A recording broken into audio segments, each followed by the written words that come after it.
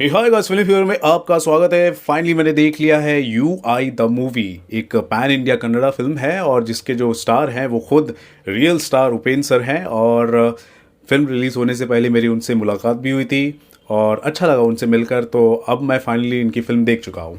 आपको बता दूँ, उपेंद्र सर की मैंने सिर्फ एक ही फिल्म देखी है, उपेंद्र। अगर आपने नहीं देखी है तो मैं लिंक जो है डिस्क्रिप्शन में डाल देता हूँ, लेकिन हाँ, अभी मत देखने चले जाना, पहले मेरा रिव्यू देख लो। तो क्योंकि उपेंद्र सर की फिल्म है, रिव्यू करने के लिए आया हूँ, तो यार थोड़ा सा बनता है। उनका गेटअप तो देखो, थोड़ा सा उनके स्टाइल में थोड़ा अलग टी शर्ट मैंने डालने की कोशिश की है, कोई बात नहीं। तो यहाँ पर हम चर्चा करते हैं दोस्तों, फिल्म मुझे कैसी लगी है यू आई द मूवी, ठीक है। तो यहाँ पर जब मैं फिल्म देख रहा था तो फिल्म देखते वक्त मुझे एहसास हुआ कि उपेंद्र सर जो है अपनी जो कहानी है वो 3 लेयर्स के ज़रिए बताने की कोशिश कर रहे हैं। और पॉलिटिकल कमेंट्री है, नो डाउट है इसके अंदर। और हम अक्सर जब भी उपेंद्र सर की कोई भी फिल्म देखते हैं तो उसके अंदर वो सिम्बॉलिज्म ऐड करने की जरूर कोशिश करते हैं, जिसके ज़रिए जो हमारे अंदर की जो साइकोलॉजिकल जो कॉन्फ्लिक्ट होती है या फिर सोसाइटी में जो सोशल बिहेवियर होता है या फिर जो ट्रेंड चल रहा है उसको बताने की कोशिश करते हैं। यहाँ पर भी दोस्तों उपेंद्र सर ने अपने डायरेक्शन के ज़रिए वो बताने की कोशिश की है। लेकिन क्या वो ज़्यादा हमें कनेक्ट कर पाई है? क्या हमें वो समझ में आया है? क्या हमें वो जो वॉव फैक्टर की जो तलाश होती है मिल पाई है? तो ऐसा अगर आप तलाश कर रहे हैं तो शायद आपको इसमें कमी नज़र आ सकती है, क्योंकि जो स्क्रीन प्ले चल रहा है और जो कैरेक्टर्स है, जो कहानी चल रही है, उसमें किसी भी कहानी के साथ आप कनेक्ट नहीं हो पाते, किसी भी सीन के साथ आप इमोशनली आप जुड़ नहीं पाते हो। तो इस चीज़ की इस फिल्म के अंदर कमी मुझे नज़र आई।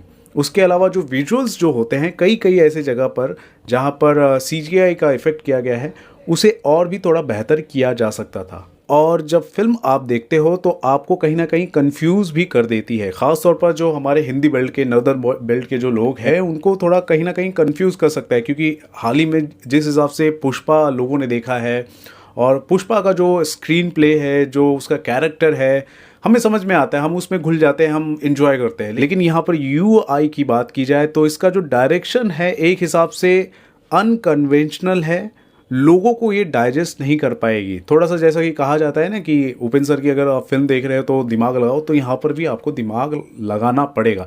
अगर आपने दिमाग लगाया तो आपको कहीं ना कहीं आपको लगेगा कि हाँ, जो फिल्म बनाई है उपेंद्र सर ने जस्टिफाइंग है। तो दोनों फैक्टर हैं इस फिल्म के अंदर। एक हिसाब से आपको ये फिल्म कंफ्यूज भी करेगी, दूसरी तरफ ये जो फिल्म है आपको सेटिस्फाइंग भी लग सकती है। अभी जैसे मैंने क्रिटिकल पर्सपेक्टिव से इस फिल्म को देखा है, मैंने थोड़ा सा माइंड को लगा कर देखा है, ठीक है, थोड़ा सा इनका जो बताने का जो नज़रिया है उसको मैंने डिकोड करने के हिसाब से मैंने देखा है, तो मुझे कुछ हद तक सेटिस्फाइंग लगा है, ठीक है। तो इस पर्सपेक्टिव से अगर मैं आपको रिव्यू करके बताऊँ तो यार फिल्म के अंदर है ना 3 लेयर जो है ना वो बहुत ही रिलेवेंट मुझे लगे हैं और इम्पॉर्टेंट लगे हैं आज के परिवेश में, ठीक है।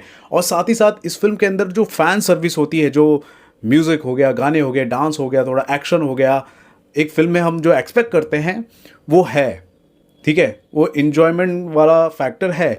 लेकिन साथ ही साथ जो पॉलिटिकल कमेंट्री हो रही है, जो रिलेवेंट है आज के दौर में हम लोगों के लिए, आज की जनता में, वो है इस फिल्म के अंदर। और वो सारी चीज़ें 3 लेयर्स के हिसाब से बताई जा रही है। तो पहले लेयर की अगर मैं बात करूँ तो वो है सत्ययुग वर्सेस कलयुग। जी हाँ, सत्ययुग और कलयुग का ये इसके अंदर बताया गया है।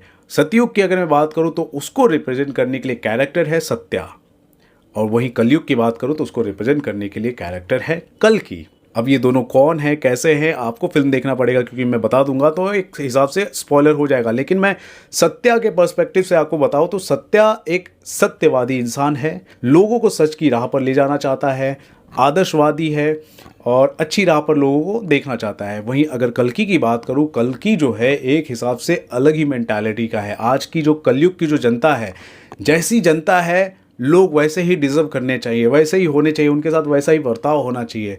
तो कल्कि का जो कैरेक्टर है वैसा है। दोनों का सोचने का जो नज़रिया है अलग है, दोनों का जो कोशिश है, जो एक्शन है अलग है, और वो सब फिल्म के अंदर नज़र आता है, दिखता है। लोगों के साथ उनका कैसा बिहेवियर होता है वो दिखता है, स्क्रीन प्ले में वो नज़र आ रहा है, ठीक है। तो ये पहले लेयर में आ गया। दूसरे लेयर की मैं बात करूँ तो वो खुद जनता है। जो फिल्म के अंदर जो अलग अलग जो भी कैरेक्टर्स है वो सब जनता है, ठीक है। तो जनता जो है, उनका जो दिमाग है, उनकी जो मानसिकता है, बहुत ही ज़्यादा फ्रेजाइल है। वो कहीं ना किसी के बहकावे में आ जाते हैं, चाहे वो नेताओं के बहकावे में हो, चाहे वो अपने ग्रीड की वजह से हो, चाहे वो किसी ना किसी मुद्दे पर हो, वो बहकावे में आ जाते हैं, ठीक है। तो वो जनता है, जनता का जो मानसिक, जो आज का जो स्टेट है, जो ब्रेन का जो उनका कंडीशन है, बहुत ही ज़्यादा फ्रेजाइल है। तो वो भी लेयर इसके अंदर दिखाने की कोशिश की गई है। और इसको दिखाने के लिए एक पर्टिकुलर सीन जो आता है ना, मुझे बहुत ही ज़्यादा इम्प्रेसिव लगता है, जब सब लोग सत्या की राह पर चल रहे हैं, सत्युग जैसा माहौल चल रहा होता है, सब सफ़ेद कपड़े में खिलखिलाते हुए घूम रहे होते हैं, वैसे ही कल्कि आ जाता है उनके बीच। और वो लोग जो है ना, एक चीज़ से बहुत ही ज़्यादा ऑब्सेस्ड होते हैं। आज के दौर में भी जो लोग होते हैं ना, ऑब्सेस्ड है, वो है धर्म और जाति। ये बातें जब आ जाती है तो लोग बहुत ही ज़्यादा कहीं ना कहीं चिढ़ जाते हैं, कहीं ना कहीं कुछ अलग ही ऊट पटांग हरकतें कर देते हैं। तो कल्कि जो है इसी बात को छेड़ देता है, धर्म और जाति के मुद्दे को लेकर छेड़ देता है। और ऐसे में सत्या जो है वो उनको वापस समझाने की कोशिश करता है, लेकिन लोग उसे ही उल्टा बोलने के लिए आ जाते हैं और सत्या पर पत्थरों की बरसात की जाती है, ठीक है। तो ये सीन दिखाता है कि हम जो आज की जो मॉडर्न जनता है, हम नहीं सुधरेंगे। हमारा जो दिमाग है ना, बिल्कुल वैसा ही, हम भले ही सतयुग के सत्यवादी राह पर चलने लगे, आदर्शवादी क्यों ना बन जाएं, लेकिन कुछ ऐसी चीज़ें हैं जिससे हम ऑब्सेस्ड हैं, उनसे हम नहीं हटेंगे, हम नहीं सुधरेंगे, ठीक है। तो ये बात भी बताने की कोशिश की गई है लेयर 2 के हिसाब से। लेयर 1 और लेयर 2 दोनों इसके अंदर पैरेलली चल रहे हैं।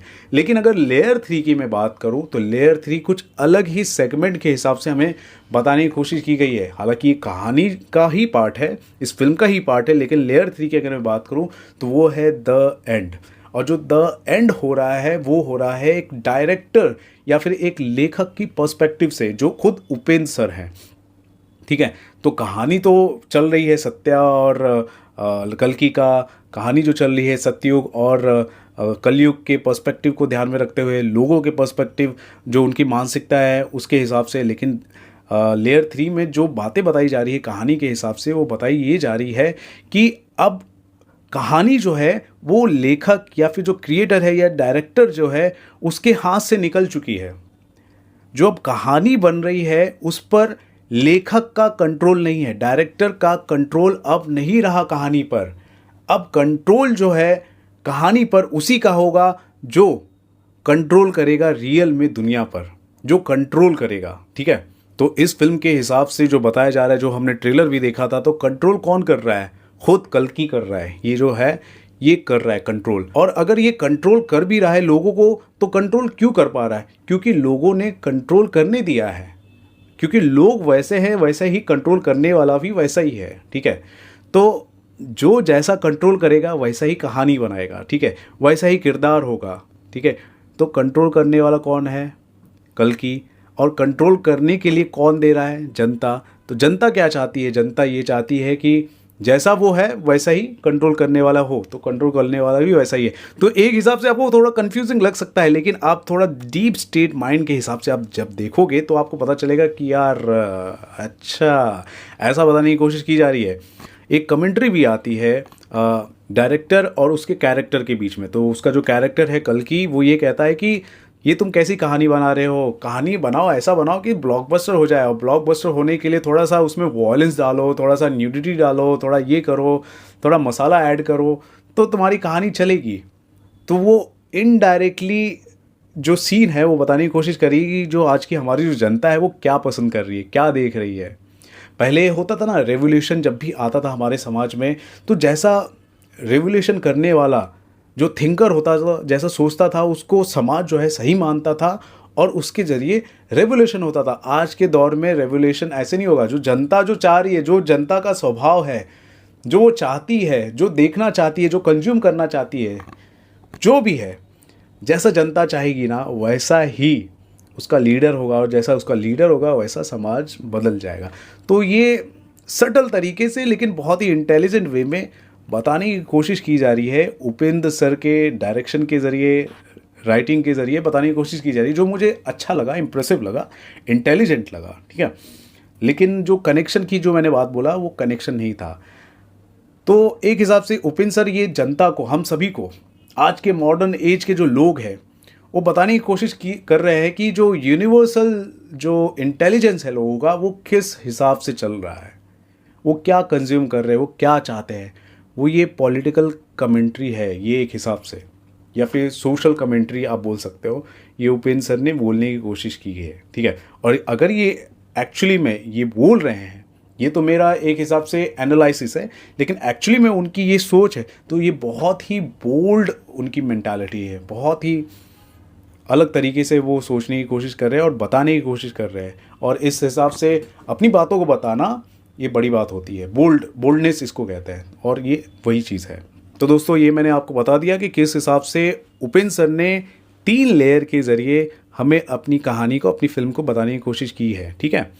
तो ये सब तो आपने समझ लिया, जान लिया, लेकिन एंड जो होता है इस फिल्म का बहुत ही अनयूजुअल तरीके से होता है। और जब एंड होता है तो लोग उठकर चले जाते हैं और सोचने लगते हैं कि क्या था, ऐसा भी होता है। लेकिन एंड की अगर मैं बात करूँ, वो ऑडियंस को आईना दिखाने जैसा था, या फिर ऑडियंस को जो होता है ना ठेंगा दिखाने जैसा था, एक हिसाब से बोलूँ तो। क्यों? क्योंकि आप जो हो कचरा देखना पसंद कर रहे हो, आप जो हो इलॉजिकल कंटेंट देख रहे हो, आप जो हो कुछ भी फालतू चीज़ कंज्यूम कर रहे हो, आप डायरेक्शन लेस हो, भटके हुए हो, तो आप ऐसी ही चीज़ डिज़र्व करते हो। और उसी नोट के साथ वो एंड किया गया है, ठीक है। तो ये पूरा का पूरा एक हिसाब से फिल्म का जो है क्रक्स है, जो मैंने आपको बताने की कोशिश की है यू आई द मूवी के बारे में। हालांकि फिल्म कैसी है, कितना आपको पसंद आ सकती है, वो मैंने आपको बता दिया है, लेकिन साथ ही साथ जो लेयर्स के साथ मैंने जो एक्सप्लेन किया है उस पर आपका पर्सनल क्या ओपिनियन है, आपने अलग से क्या समझा है, वो ज़रूर बताएं दोस्तों हमारे कमेंट सेक्शन पर। और देखते रहे दोस्तों आपको अपना channel filmy fever. This is Ravi Gupta signing off. Thank you, bye bye.